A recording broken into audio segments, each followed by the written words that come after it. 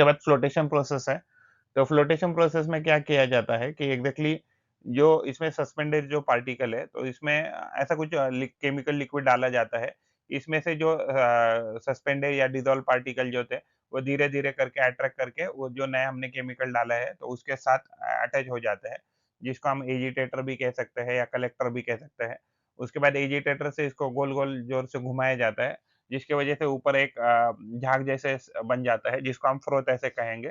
तो खास करके जो और कंसंट्रेशन होता है यानी कि जो मेटल्स होता है तो मेटल्स के सेपरेशन में जनरली ये यूज़ किया जाता है।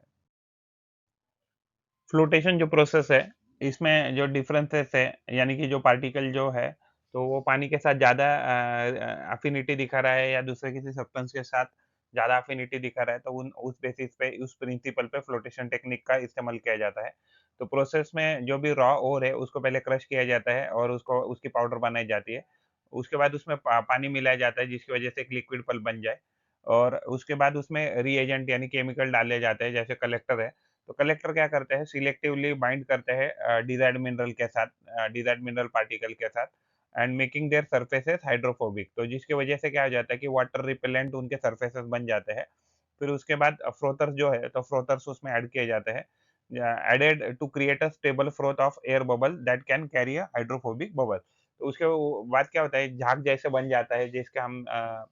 तो झाग जैसा स्ट्रक्चर बन जाता है, तो जिसकी वजह से क्या हो जाता है, उसको सेपरेट आउट करना आसान हो जाता है। और ये जो झाग होता है, वो टॉप लेयर पे जो कंटेनर होता है, कंटेनर के टॉप लेयर पे फ्लोट करता रहता है। उसके बाद मॉडिफायर जो है, तो ये एडजस्ट करते हैं पीएच, जिसकी वजह से जो फ्लोटेशन जो है, वो फेवर करे पर्टिकुलर कंडीशन में।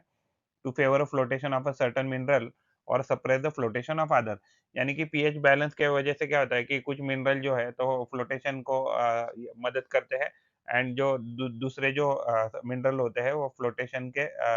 उसको सप्रेस करते हैं फ्लोटेशन जो है उसमें फ्लोटेशन में एयर बबल जो है वो उसमें मिक्स किए जाते हैं at a very high speed जिसकी वजह से जो कंडीशन पल्प है तो वो एक कंडीशन पल्प फ्लोटेशन सेल बन जाता है उसके बाद सेपरेट किया जाता है हाइड्रोफोबिक जो पार्टिकल है, यानी कि जो भी नीचे हाइड्रोफोबिक पार्टिकल जो टॉप पे फ्लोट कर रहे थे to the surface forming mineral rich froth hydrophilic और नीचे जो हाइड्रोफिलिक जो वेस्ट वाटर होता है, वो गैंग जो जिसको वेस्ट पार्टिकल या इम्प्यूरिटीज़ हम कह सकते हैं, गैंग जो है, तो वो नीचे जमा हो जाते हैं। तो इसकी वजह से क्या होता है कि हम दोनों को सेपरेट करना आसान हो जाता है। तो जो हमें चाहिए मटेरियल वो टॉप लेयर पे रहता है और हमें जो नहीं चाहिए वो कहाँ हो जाता है तो बॉटम